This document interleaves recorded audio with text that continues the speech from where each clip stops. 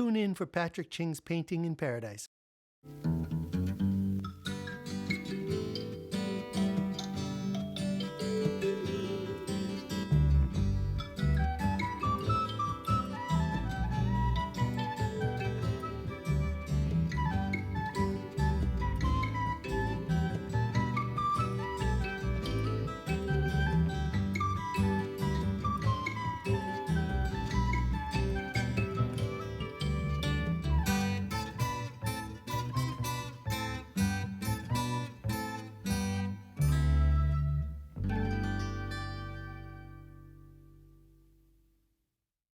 Aloha, I'm Patrick Ching, and thank you for joining me on Painting in Paradise. In this episode, we'll learn about Hawaii's cattle and the guys and gals who round them up.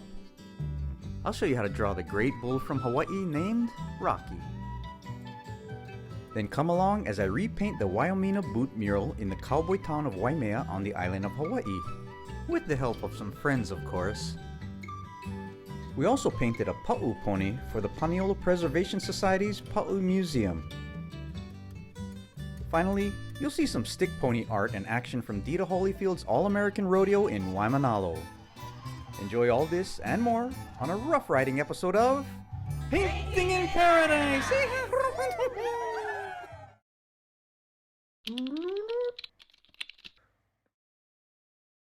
Many people are surprised to learn that cattle, horses, ranches, and rodeos are such an integral part of Hawaii. Cattle were first brought to Hawaii in 1793 by British Captain George Vancouver as a gift to the Hawaiian people, but they would also provide food for future Western ships coming to the islands. The cattle were presented to King Kamehameha the Great, who placed a kapu on them, which protected them from being killed and allowed them to multiply rapidly and roam freely throughout the kingdom. Horses were first brought to Hawaii in 1803 by British Captain Richard Cleveland, and King Kamehameha was the first Hawaiian to ride one. In the early 1830s, Mexican cowboys called vaqueros were brought to Hawaii to teach the Hawaiians how to ride horses and wrangle cattle. Many Hawaiians became great at riding horses and working cattle, and soon they were referred to as paniolo, which was derived from the word Espanol or Spanish, the language spoken by the vaqueros. It was a natural progression that cowboys would turn their roping and ranching skills into competitions, and eventually these events became known as rodeos. The word rodeo is Spanish for roundup and also refers to the fenced-in area where broncos or wild horses were kept. Most rodeo events are modeled after actual ranching chores like roping cattle and breaking horses. And then there's bull riding, an extreme sport which pits a rider on board a bull that may be over 10 times his weight. The rider tries to hang on for the better or worse of an 8-second ride, much to the excitement of the rider, bull, and everyone around. Many years ago, the allure of bull riding brought me to Town and Country Stables in Waimānalo, where I got to know the Hall of Fame cattleman, Bud Gibson. I recently asked Buddy about his rodeo family and his most famous bucking bull named Rocky. My dad was D. Gibson from Kansas. My mother was Frances Morris. They pronounced her name wrong when my vuvu and vovo got here. It's Moreish, actually, is how you pronounce it in Portuguese. But anyway, my parents started Saddle City. It was a western town, and with a lot of tourists came, we ended up putting on rodeos every Saturday night. And then that's when we ended up buying where we are now here at Town and Country Stables. And of course, we've been putting rodeos on here since the 70s. So I guess you might say probably we've been doing this for over 70 years. You painted that great painting for us of Rocky. That was when he was actually almost retired. And we had him there at the house. And he came up from the pasture.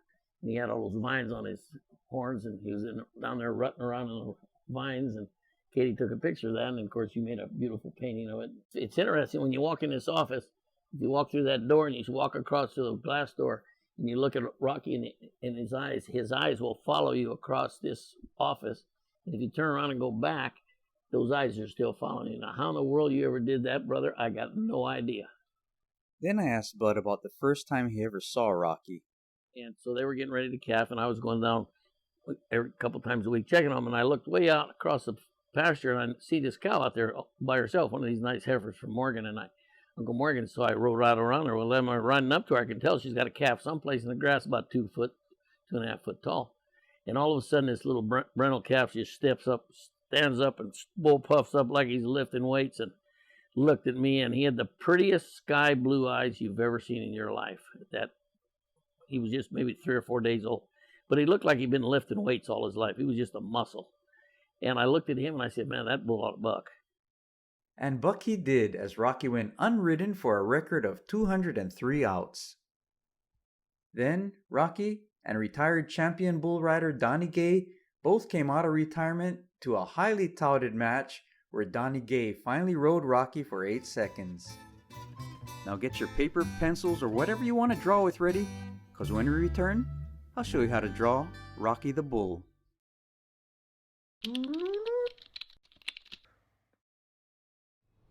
Alright, so now I'm going to show you how I go about drawing a bull, but not just any bull.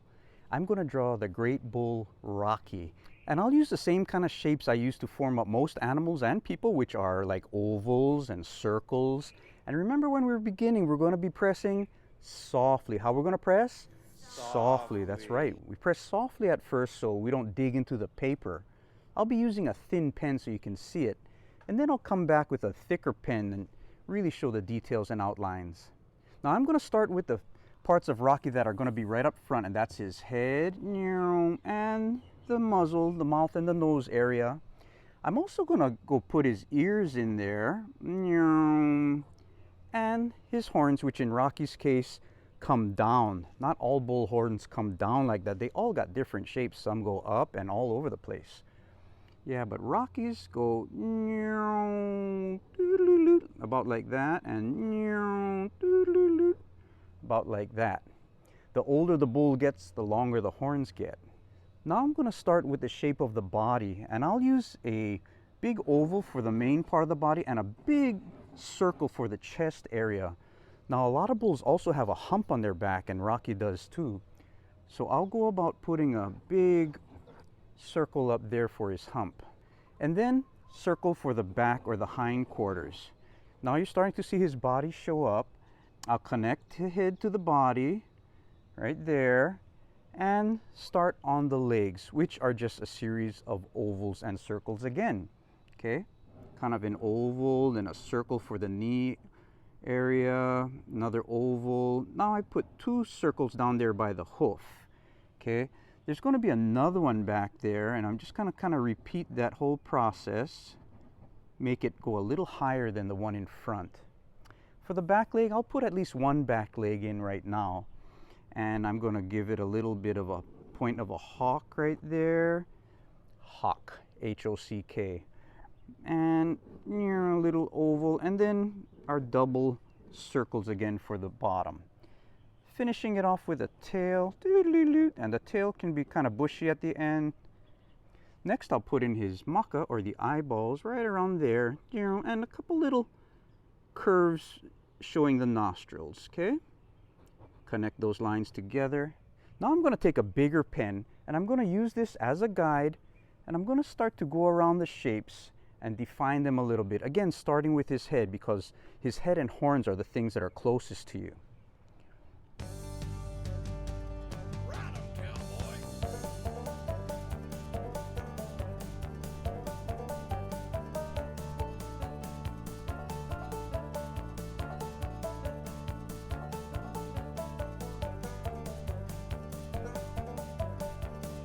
Then I'll go and draw in his other back leg. I'll put in some grass and add his sheath. Now that I've got Rocky outlined, I'm just going to go ahead and take my thin pen again and do some shading. I'm going to shade some of the parts that are hidden from the sun. I'm going to shade some even striping, like his brindle colored, and I'll just have a good time doing it.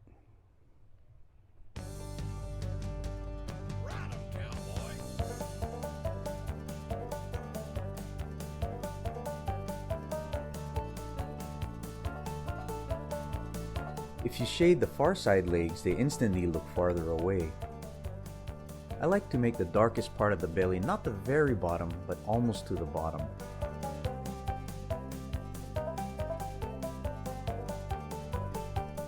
and add some shadows to those muscles.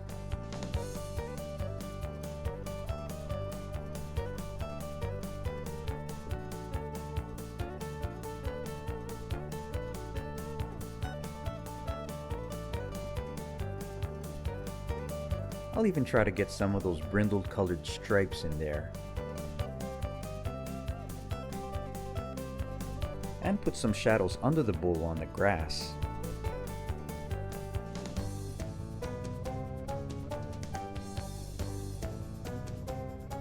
And don't forget your signature. And there you have a drawing of a bull, Rocky.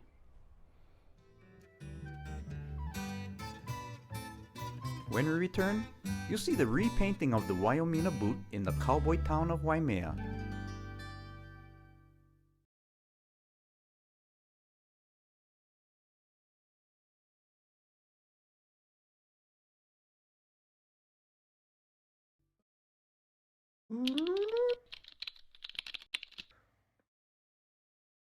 The cowboy town of Waimea is located in the heart of the Big Island of Hawaii. Folks here love their horses, cattle, and rodeo.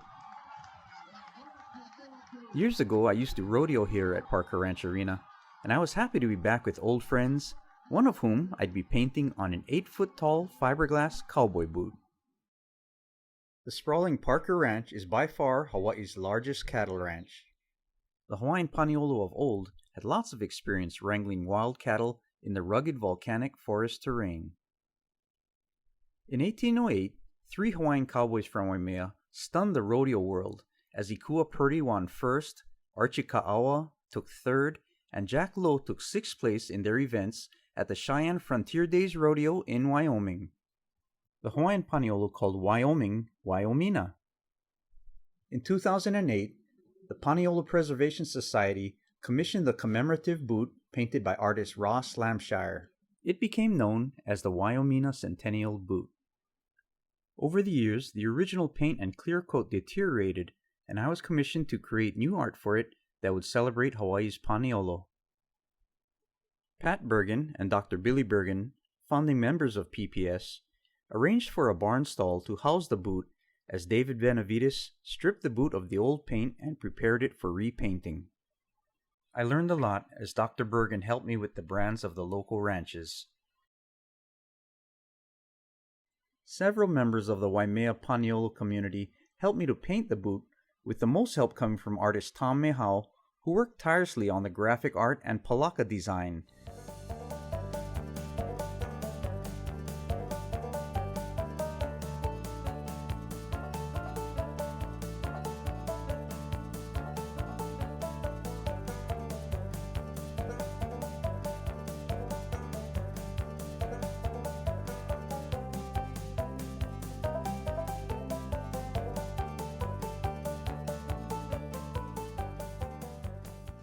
Finally, it was time to transport the boot back to its original perch.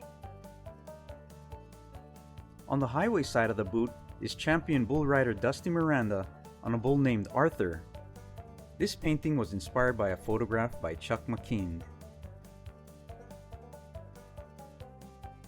On the shopping center side is a painting of the late Holy Bergen, son of Pat and Dr. Billy Bergen, roping a calf. This side was inspired by a photograph by Christy Lassiter. After the installation, we took time to celebrate with the friends and people that helped bring the project together.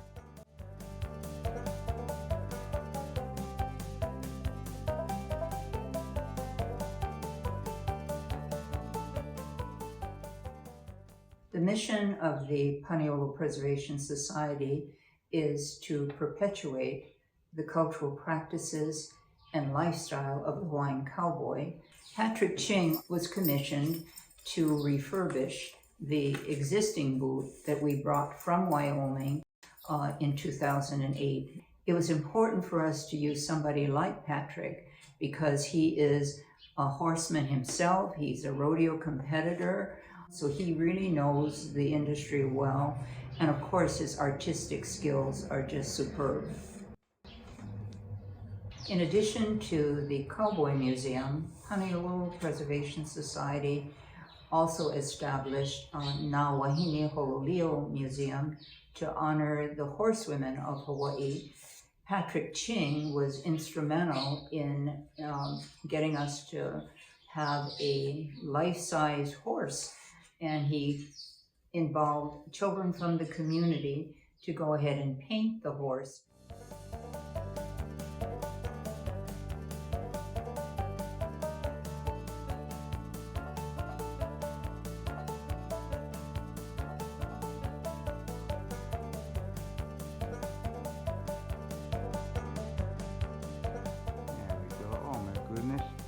Looks like it's alive.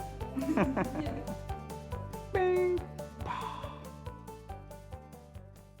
Paniolo Preservation Society is located at the Pukalani Stables Heritage Center in Kamuela, Hawaii. If anyone would like more information about Paniolo Preservation Society, you can go to our website, which is paniolopreservation.org. When we return, you'll see some young cowboys and cowgirls decorate and race their stick ponies at the Big Rodeo in Waimānalo. For the most impressive selection of art supplies in Hawaii, go to Akamai Art Supply in Kona on the Big Island. Excitement is building in the air as we get ready for Dita Holifield's All-American Rodeo in Waimānalo. It's a lot of work to put on this event, and several of my old rodeo buddies have flown in from the mainland to help us do it one more time. Bobby Joe Carlton, Mike Horner, One-Eyed Jack Johnson, TJ Tijerina, and Corey Gibson are all the kind of people it takes to put on a rodeo. Visiting the office with Bud Gibson at Town & Country Stables is like visiting a Hawaii rodeo museum. When Gary LeFew come over, we had that. Were you there with us at that? Bull riding school, yeah. Yeah, there's you and Jack right there, Patrick. That's Danny Zarita, Ursel, Raymond, Gary, his son, Judd, yeah. That's Hawaiian Ivory at the PBR in Salt Lake City. This is him as a 2-year-old with Jason Lau. And who's this guy in the back? Who's that guy? My bullfighter, Pat Ching. We got Jay Lau, Pat Ching, we got me in the back. We let anybody here.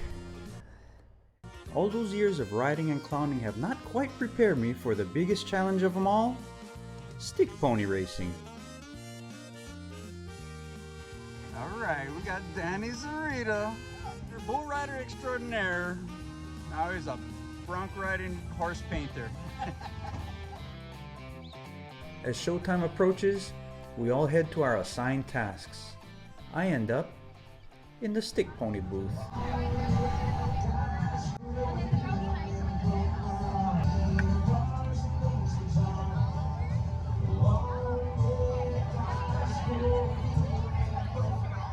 The colors start flying as the kids start designing their ponies.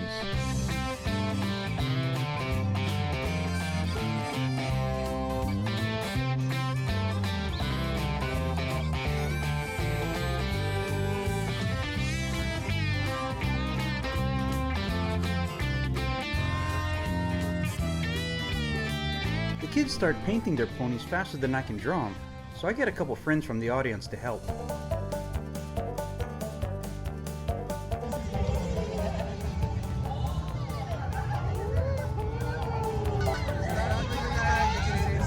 Rodeo.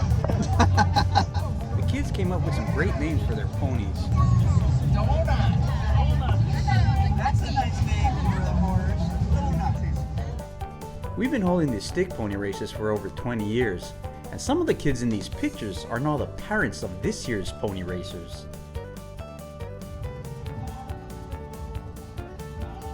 Something's telling me that this kid is the one to watch. Everybody's getting ready for their race. Look at all these people. I'm ready for the race. You're ready for the race, huh? Let's see the horses. Let's see your horses.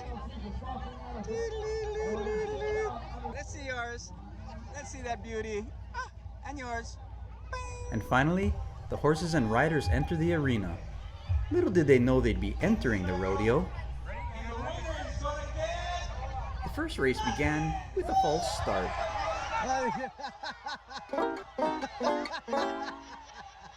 I tried to get them to all say their pony's name at the same time, but there's always that one kid. 1, 2, 3.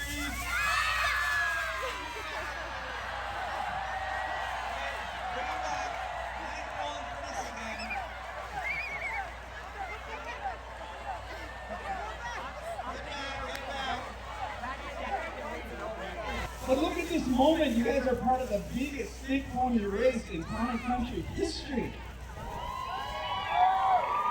Racers, on your mark, get set, go!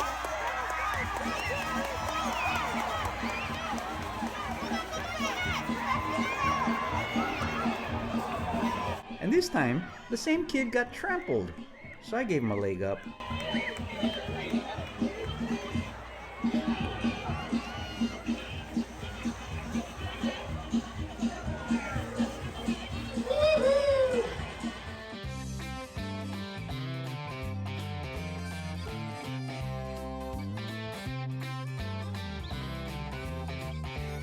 Well, a great time was had by all, and another rodeo was in the books.